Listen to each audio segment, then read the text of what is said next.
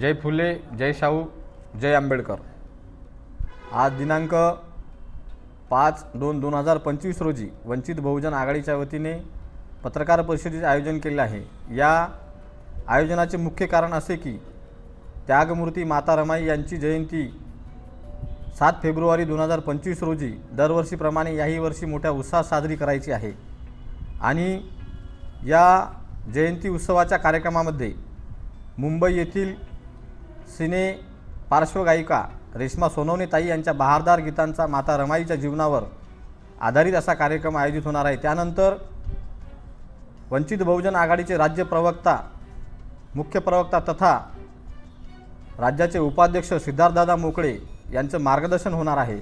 त्याचबरोबर परभणी इथे शहीद सोमनाथ सूर्यवंशी यांचा जो मृत्यू झाला होता, त्यांच्या माता विजयाबाई व्यंकट सूर्यवंशी यांचे पुसद येथे 7 तारखेला आगमन होणार आहे। वंचित बहुजन आघाडीच्या वतीने त्या वीर मातेस एक सांत्वनपर म्हणून भेट द्यायची आहे।